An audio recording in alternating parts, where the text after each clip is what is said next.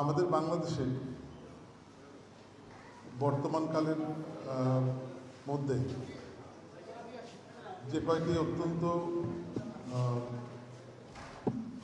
জটিল সমস্যার মধ্যে দিয়ে আমরা যাচ্ছি, তার মধ্যে অন্যতম একটি হল মায়ানমার থেকে আগত রাখাইন প্রদেশের রাজ্যের বসবাসকারী যারা ছিলেন, সেই রোহিঙ্গা জনগোষ্ঠী, যাদেরকে সেখান থেকে 2017 সালের 25শে আগস্ট সম্ভবত তারা প্রথম আসা শুরু করেছিলেন। জান্তা বাহিনী মায়ানমারের অত্যাচারের কারণে, তাদের নির্যাতনের কারণে, তাদের নিপীড়ন এবং হত্যা, খুন ইত্যাদির কারণে নিজেদেরকে বাঁচাবার জন্য পরিবার সহ তারা বাংলাদেশের দিকে যাত্রা করেন। সেই চলে আসার সেই প্রবণতা বা সেই ঘটনাটি এখনও বর্তমান। প্রায় 5 বছর পার হয়ে 6 বছরের পদার্পণ করছে এই ঘটনা। বাংলাদেশ আমরা সবাই জানি যে আমরা ক্ষুদ্র একটি দেশে অসংখ্য মানুষের ভিড়ে জনগোষ্ঠী, এত বেশি সংখ্যক মানুষ এখানে বসবাস করে, বিশ্বের মধ্যে যেটি ঘনত্বের দিক দিয়ে বোধহয় একবারে উপরের দিকেই আছে। এবং এই বাংলাদেশে প্রায় 17 কোটি মানুষ কাছাকাছি, যা লাস্ট সেন্সাস অনুযায়ী বসবাস করেন। সেখানে আরও অতিরিক্ত প্রায় এ পর্যন্ত 12 লাখ প্লাস রোহিঙ্গা তাদের পরিবার পরিজন নিয়ে বাংলাদেশে প্রবেশ করেন। এবং আমাদের মাননীয় প্রধানমন্ত্রী শেখ হাসিনা প্রথম থেকেই কিন্তু এই শরণার্থীদের প্রতি সদয় হয়ে সীমান্তটি বলা যেতে পারে উন্মুক্ত করে দেন। আমি মাননীয় প্রধানমন্ত্রীকে বলতে শুনেছি যে আমাদের মনে রাখতে হবে 1971 সালের মহান মুক্তি সংগ্রামে আমাদের দেশের প্রায় 1 কোটি মানুষ ভারতে পশ্চিমবঙ্গ, মেঘালয়, আসাম, ত্রিপুরা এই সমস্ত প্রদেশে আশ্রয় নিয়েছিল এবং ভারতবর্ষ তাদের সীমান্ত খুলে দিয়েছিল। না হলে ওই 1 কোটি মানুষের মধ্যে কতজন বাঁচতেন বলা খুব মুশকিল।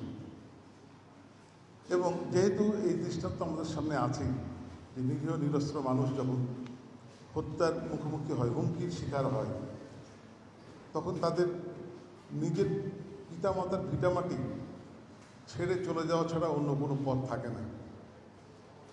আমরা তো জানি যে আসলে আমরা যারা শুধু বাঙালি নই, সারা পৃথিবীর মানুষের কাছে নিজ নিজ মাতৃভূমি অত্যন্ত একটি আবেগের জায়গা, একটা নিজস্ব একটা আমি আমার সঙ্গে এই বাংলাদেশটাও আমার একটা অংশ, আমিও বাংলাদেশের একটা অংশ। এরকম একটা আত্মিক সম্পর্ক দেশের সঙ্গে, দেশ মাতৃকার সঙ্গে প্রত্যেকটি মানুষের থাকে। সেই দেশ থেকে চলে যেতে হবে, এই কথাটি ভাবতেই তো খুব কষ্টকর একটা বিষয়। আমরা যদি এখানে অনেক সারগর্ভ আলোচনা হয়েছে, আমি নিঃসন্দেহে জানি। আমি লেখাটি পড়ছিলাম ব্রিগেডিয়ার জেনারেল হাসান মোহাম্মদ শামসুদ্দিন সাহেবের চমৎকার লেখা, অনেক রেফারেন্স সেখানে দেওয়া আছে। মায়ানমার এমন একটি দেশ যে দেশে আমরা জানি যে গণতান্ত্রিক চর্চা বলতে কিছুই নেই। কারণ রোহিঙ্গারা কেন এলো এর পিছনে আমরা সবাই যদিও জানি, তবুও আমিও একটু আলোকপাত করতে চাই। এক সময় এই মায়ানমার বা আগের যে বার্মা, সেই বার্মা এখনও কিন্তু সম্পদ এবং সম্পদের দিক দিয়ে অনেক ধনী। প্রচুর খনিজ সম্পদ, গ্যাস, তেল সহ মূল্যবান পাথর এবং অন্যান্য খনিজ দ্রব্যাদি প্রচুর পরিমাণে সেখানে আছে। এবং মায়ানমারে যে প্রাকৃতিক যে বৈশিষ্ট্য, সেখানে আরও অনেক কিছু করে অর্থ আয় করা সম্ভব, দেশটিকে সচ্ছল করা সম্ভব। কিন্তু দেখা যাচ্ছে অং সান সুকির পিতা অং সান, তিনি যখন দায়িত্বে ছিলেন সাময়িক একটা সময়ের জন্য, সেই সময় তিনি প্রচেষ্টা নিয়েছিলেন। পরে সামরিক জান্তার কারণে সেগুলো আর হয়নি। পরে তো আমরা দেখছি সেটিকে দীর্ঘদিন গৃহবন্দী করে রাখা হয়েছিল। পরে বিশ্বের বিভিন্ন দেশের চাপে, জাতিসংঘের চাপে একটা সময় তাকে মুক্তি দিতে বাধ্য হয় জান্তা সরকার। কিছুটা গণতান্ত্রিক কার্যক্রম শুরু হয়, একটা নির্বাচন দেয়া হয়, নির্বাচনে পিপুল ভোটে সুইপ করে আসেন সচিব দল। কিন্তু জান্তা যারা প্রধান, তারা এটাকে মেনে নিতে পারেননি। তারা নানা রকমভাবেই বলতে চেষ্টা করেছিলেন যে এটি একটা নির্বাচনটি ম্যানিপুলেট করা হয়েছে, নির্বাচনের মধ্যে নানা রকম প্রক্রিয়া করা হয়েছে, এবং তারা সময় সুযোগের অপেক্ষায় ছিলেন এবং সময় মতো তারা আবারও ওই সরকারকে ক্ষমতাচ্যুত করে দিয়ে দায়িত্ব নিয়ে ক্ষমতা নেন এবং সূচিকে আবারও আদালতের আইনের আশ্রয় নিতে হয়। এই ঘটনাগুলি মায়ানমারের যে সামরিক বাহিনী যারা ক্ষমতা নিয়ে রাখছে বারবার, সেটা তাদের আভ্যন্তরীণ বিষয় হলে আমাদের বলবার কিছু ছিল না।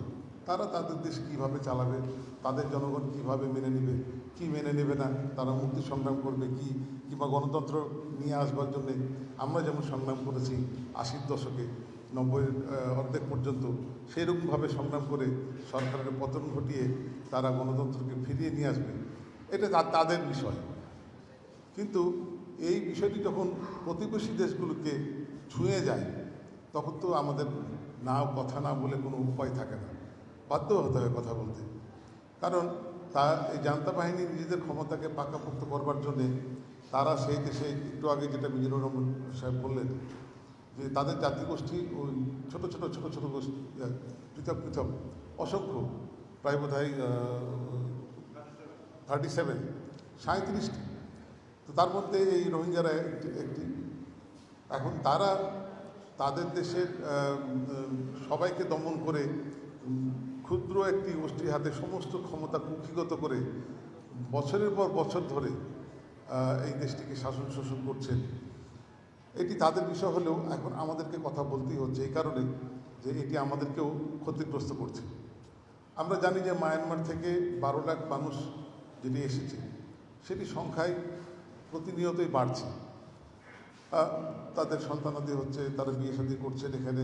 তাদেরকে আমাদের মাননীয় প্রধানমন্ত্রী শেখ হাসিনা, তিনি ভাসানচরে চমৎকার প্রায় 1 লাখ মানুষ থাকবার মতো করে ঘরবাড়ি তৈরি করে দেওয়া হয়েছে। সেগুলো আমরা সব জানছি, কিন্তু এখানে তো সমস্যা শেষ হচ্ছে না।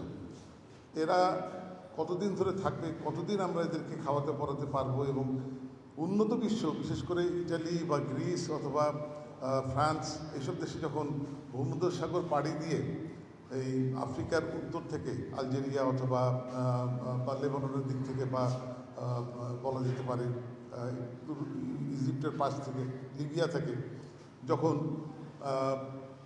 নানা দেশের মানুষ বিভিন্নভাবেই চোরাই পথে সমুদ্রটুকু পার হয়ে প্রবেশ করতে যায়, তারা হয় ডুবে মারা যায়, আর নাহলে ধরা পড়ে। ধরা পড়লে তাদের উপরে অবর্ণনীয় যন্ত্রণা, কষ্ট নেমে আসে। তাদের মতো উন্নত দেশও কিন্তু 200, 500, 1000, 10,000 মানুষকে আশ্রয় দিতে চায় না, অস্বীকার করে। অথচ আমাদের দেশে প্রায় 11-12 লাখ মানুষ চলে এসছে, আরও বাড়ছে। তাদের যে বক্তব্য, তাদের যে কর্মকাণ্ড উন্নত বিশ্বের, সেটি আমরা খুব একটা কার্যকরী হতে দেখছি না। আমাদেরকে তাহলে এটা বিশ্বাস করতে হবে যে শুধুমাত্র চীনের পৃষ্ঠপোষকতা আছে বলেই মায়ানমার সমস্ত বিশ্বকে বৃদ্ধাঙ্গুলি দেখিয়ে চলবে, এবং সেটিও আবার বছরের পর বছর ধরে।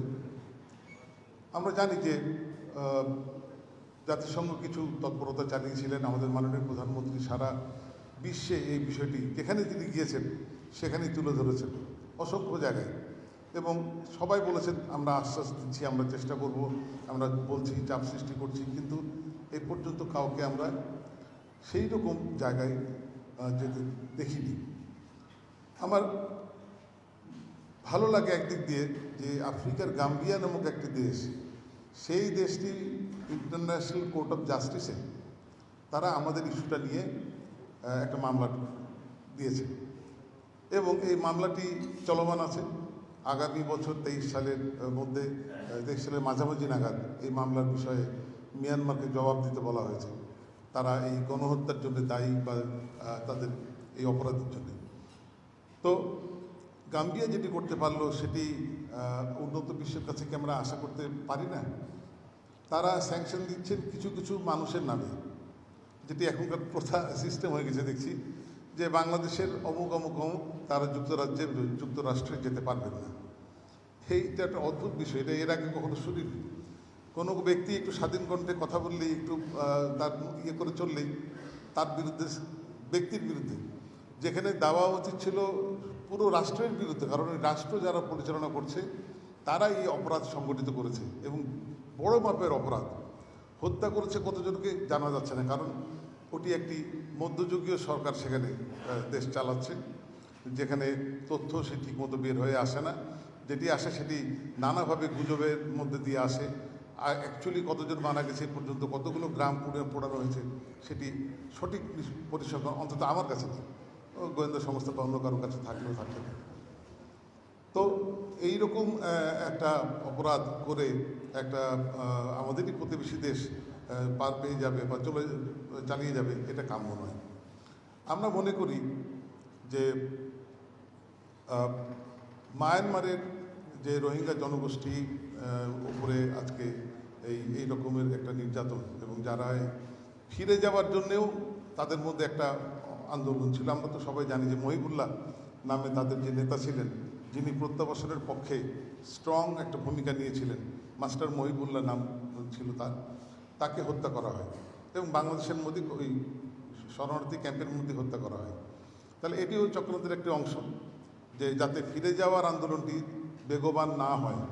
অর্থাৎ এরা চলে এসছে এই তাদের এই যে পোড়ামাটি নীতি, যেটা মায়ানমার সরকার নিয়েছে বলে মনে হচ্ছে, যে মানুষ চায় না মাটি ঘরবাড়ি পুড়িয়ে দাও, মানুষগুলো চলে যাক, ভূমিগুলো পড়ে থাক, আমাদের এখানে থাক।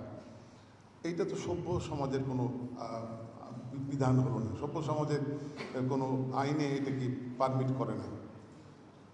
বলা হয়েছিল আমেরিকান একজন সিনেটর অথবা কংগ্রেসম্যান, ঠিক মনে করতে পারছি না, তিনি বলেছিলেন যে রাখাইন রাজ্য নিয়ে বা রোহিঙ্গা সংকট নিয়ে বাংলাদেশের এত দুশ্চিন্তা করার দরকার কি? ওইটুকুকে বাংলাদেশের অংশ হিসেবে ঘোষণা করে দিলেই তো হয়। যার উত্তরে নেত্রী মাননীয় প্রধানমন্ত্রী শেখ হাসিনা বলেছিলেন, প্রতিবেশী দেশ তার কোনো অংশ দখলে নেওয়ার কোনো অভিপ্রায় আমাদের ছিল না কখনো, এখনও নেই, আগামীতেও থাকবে না। এই যে কথাটি বলা, এটিও কিন্তু এই কথাটি বলার মধ্যেও কিন্তু একটি দূরভিসন্ধি কাজ করছে। আমরা কেন মায়ানমারের রাখাইন রাজ্য দখল করতে যাব? তারা তাদের লোকগুলোকে ফেরত দিয়ে গেলে তো ঝামেলা শেষ। আমরা শান্তিপূর্ণভাবে বসবাস করতে চাই। আমাদের পররাষ্ট্রনীতি তাই বলে যে আমরা সকলের বন্ধু, সকলের সঙ্গে বন্ধুত্ব, কারোর সঙ্গে শত্রুতা নয়, এটা বঙ্গবন্ধুর ঘোষণা তিনি দিয়ে গেছিলেন। তাহলে আমরা কারোর সঙ্গে যুদ্ধ করতে চাই না। এবং দেখেন, প্রসঙ্গক্রমে বলতেই হচ্ছে, নেত্রীকে গতকালকেও বলতে হয়েছে, চরম ইয়ের মধ্যেও, মানে এতভাবে মায়ানমার আমাদেরকে একটার পর একটা উস্কানি দিয়ে যাচ্ছে, গোলা এসে পড়ছে বাংলাদেশের মাটিতে, এবং একজন মারাই গেলেন, আরেকজনের পা উড়ে গেল। গতকালকে টেলিভিশনে দেখছি মাননীয় প্রধানমন্ত্রী লন্ডনে সেখানে বললেন, এত উস্কানির মধ্যে বাংলাদেশ কিন্তু মাথা ঠান্ডা করে আছে, বাংলাদেশ যুদ্ধ চায় না। বাংলাদেশ, এটা মাননীয় প্রধানমন্ত্রী বলছেন, আমরা যুদ্ধ চাই না। মায়ানমারকে আমাদের উপর যুদ্ধ চাপিয়ে দিতে চায়? তারা কেমন অবস্থা তৈরি করতে চায় যাতে আমরা যুদ্ধ করতে বাধ্য হই? না এর মধ্যে আরও কোনো পরাশক্তি ইন্ধন আছে? নিশ্চয়ই এটা ভেবে দেখার বিষয় আছে। শুধুই কি চীন, না আরও কেউ আছে এর মধ্যে, যারা বাংলাদেশে বর্তমান ক্ষমতাসীন দলকে, সরকারকে অস্থির করতে চায়, ক্ষমতাচ্যুত করতে চায়, বা অসাংবিধানিক ভাবে কিছু একটা করতে চায় এই দেশে? নিশ্চয়ই এটুকু বোঝার মতো বয়সটা আমাদের সবারই কম বেশি হয়েছে। এত সাহস তো হবার কথা নয় সারা বিশ্বকে বৃদ্ধাঙ্গুলি দেখিয়ে দিনের পর দিন এই কাজগুলি করবে। আমাদের স্বরাষ্ট্রমন্ত্রী বলছেন যে আমরা প্রয়োজনে জাতিসংঘে যাব, আমরা যুদ্ধ চাই না। আমাদের বিজিবিকে সতর্ক করা হয়েছে, অনেক সবল করা হচ্ছে, আরও জনবল দিয়ে, অস্ত্রশস্ত্র দিয়ে, কিন্তু আমরা আক্রমণের জন্য নই, আত্মরক্ষার জন্যই সেগুলো আমরা করছি ওখানে। তো যে প্রসঙ্গে আজকের এই সেমিনার, রোহিঙ্গা প্রত্যাবাসন তো থেকেই যাচ্ছে, উল্টে আবার নতুন করে আরও রোহিঙ্গা বা আরও কেউ আসবে কি না সেই আশঙ্কে এখন বাংলাদেশকে পড়তে হচ্ছে। কারণ টেলিভিশনে প্রতিদিন দেখছি আরও অনেক পরিবার সীমান্তবর্তী এলাকাগুলিতে আশ্রয় নিয়েছে।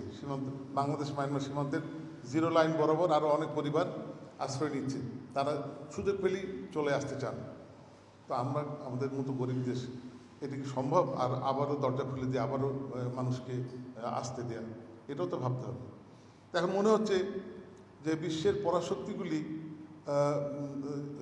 যারা বিশ্বের ব্যবসা বাণিজ্য রাজনীতি নিয়ে খেলেন, যারা এই সাম্প্রতিককালের রাশিয়া ইউক্রেন যুদ্ধ নিয়ে সারা বিশ্বকে অস্থির করে দিলেন, সারা বিশ্বের দ্রব্যমূল্য এমন জায়গায় পৌঁছে গেল যে আমাদের নাবিশ্বাস উঠে গেল। বাংলাদেশের আমরা সবসময় বিদ্যুতে অভ্যস্ত হয়ে গেছিলাম, আমাদেরকে বিদ্যুতে কাট ডাউন করতে হলো, একটু কম উৎপাদন করে লোডশেড করতে হলো। তো এই যারা এগুলো কাজ করলেন, আমেরিকা এবং যুক্তরাজ্য এবং ইউরোপিয়ান ইউনিয়ন, তারা এই ব্যাপারে কেন সোচ্চার হচ্ছেন না? আরও সোচ্চার। শুধু লোক দেখানো, একদিন বাংলাদেশে এলেন, বাংলাদেশে এসে কক্সবাজারে গেলেন, সরকার সমস্ত ব্যবস্থা করলো আপনাদের থাকবার, খাবার, নিরাপত্তার সঙ্গে ঘুরবার, আপনারা সাক্ষাৎকার নিলেন এবং ওখান থেকে ঘুরে এসে বললেন ঢাকায় যে আমরা দেখে এলাম, আমরা এটি যথাযোগ্য জায়গায় তুলব এবং আমরা আরও চাপ প্রয়োগ করব। তো এটা কোন চাপ? এইটা কোন চাপ যে চাপে কোনো কাজ হচ্ছে না? এটা আমার প্রশ্ন থাকে। কারণ আমি বিশ্বাস করি গোটা পৃথিবী এখন একটা গ্লোবাল ভিলেজ। আমরা সবাই বলি গ্লোবাল ভিলেজ, এটা একটা গ্রামে পরিণত হয়েছে গোটা পৃথিবী। ওইখানে একটা কিছু হলে এখানে তার সঙ্গে সঙ্গে তার পাওয়া যায়, অনুভব করা যায়। তো কাজেই একটা যদি কনসার্টেড এফোর্ট থাকে যে না এটা চলতে দেওয়া যায় না, তাহলে মায়ানমারের পক্ষে এটা স্ট্যান্ড করা খুব একটা বেশি সম্ভব নয়। এখানেই ফাঁক আছে, এখানেই ফাঁক আছে। কেউ কেউ আমাদের সঙ্গে হয়তো বলছেন ওপরে, কিন্তু মন থেকে সেটা বলছেন না, ভেতরে সেটা করছেন না, উল্টো কাজটা করছেন। কিন্তু উপরে বলছেন যে না আমরা অবশ্যই এই এথনিক ক্লিনজিং এই সমস্ত বিপক্ষে আমরা সবসময় ছিলাম, এখনও আছি, আমরা বাংলাদেশের পাশে আছি এবং থাকবো। এই কথাটি তারা বলছেন বটে, কিন্তু তাদের কাজে যেটা প্রমাণ হচ্ছে না। কাজে আমি আমার ব্যক্তিগত অভিমত এটা যে এই ক্ষেত্রে আমাদেরকে, বাংলাদেশের মানুষকে, আমাদের যারা পরীক্ষিত বন্ধু, যারা এখন পরাশক্তিতে পরিণত হয়েছেন, সেই সমস্ত পরীক্ষিত বন্ধুদের মধ্যে যারা বৃহৎ রাষ্ট্র, অনেক ক্ষমতাধর রাষ্ট্র, ইনক্লুডিং আমাদের প্রতিবেশী ভারত, তাদেরকে নিয়ে এই বিষয়টি সুরাহা করবার জন্যে একটা কিছু করা দরকার। এবং আমাদের মাননীয় প্রধানমন্ত্রী নিশ্চয়ই তিনি তার প্রয়াস অব্যাহত রাখছেন, করছেন, বলছেন, এবং আশা করা যায়, আমি মনে করি যে হয়তো মনে হচ্ছে এখন যে কবে হবে, কবে তারা যাবে বা কবে এই জায়গাটি, কারণ আপনারা দেখেছেন তো নিশ্চয়ই যে আমাদের মানুষকে আশ্রয় দিতে হয়েছে, এটা ঠিক কথাই, কিন্তু আমাদের আয়ের একটা অন্যতম জায়গা, পর্যটন আয়ের একটা অন্যতম জায়গা কক্সবাজার, এটা কিন্তু ধ্বংস হয়ে যাওয়ার পথে। এত টিলাগুলি সব ছাপড়া ছাপড়া ঘর বাড়ি হয়ে, এবং তার সঙ্গে আরও অবৈধ যে সমস্ত কাজ শুরু হয়েছে, যেমন মায়ানমার থেকে ইয়াবা ট্যাবলেট কোটি কোটি কোটি কোটি পিস বাংলাদেশে ঢোকে এবং আমাদের যুব সমাজকে নষ্ট করে দিচ্ছে, সারা বাংলাদেশের যুব সমাজকে নষ্ট করে দিচ্ছে। এটা নাকি কোনো গন্ধ নাই, কোনো ফিলিংস কী হয় জানি না, বলতে পারবো না, এটাতে মানুষ টের পায় না। তো এই জিনিসটা মিয়ানমার সরকারের প্রত্যক্ষ মদত না থাকলে যে বাংলাদেশে আসতো না, এটা আমি শিওর। তাদেরও মদত আছে, তারা চায় না আমাদের দেশটা যেভাবে ডেভেলপ করে যাচ্ছে এইটা তারা বোধহয় তাদের পছন্দ নয়। কাজে আমাদের যুবশক্তিকে নষ্ট করে দেওয়ার একটা প্রক্রিয়া হিসেবে আমি এটা মনে করি যে তারা এই প্রতিনিয়ত নানাভাবে বাংলাদেশে এই ইয়াবা ট্যাবলেট আসছে। তো কাজে এই ইয়াবা ট্যাবলেট যারা কারবারি, যারা পাচারকারী, তারা তো এই ক্যাম্পগুলোতে আছে, এবং ওই ক্যাম্প থেকে তো এগুলো ছড়িয়ে যাচ্ছে, পঞ্চগড়ে যাচ্ছে, সাতক্ষীরায় যাচ্ছে, রাজশাহীতে আসছে। কাজে এই সমস্যা দ্রুত সমাধান হওয়া দরকার, খুবই দ্রুত। তাদের এখান থেকে চলে যাওয়া দরকার নিজ দেশে, নিজ বাড়িতে, এবং আমাদেরও দেশ জাতিকে বাঁচা দরকার। তা আমি আর কথা না বাড়াই, আমি প্রগতিশীল কলামিস্ট ফোরামকে ধন্যবাদ জানাই। তারা অত্যন্ত সময়োপযোগী একটা বিষয়ে সেমিনার আয়োজন করেছেন, এবং নিঃসন্দেহে এখানে ভালো থাকবেন। জয় বাংলা, জয় বঙ্গবন্ধু। ধন্যবাদ প্রধান অতিথি।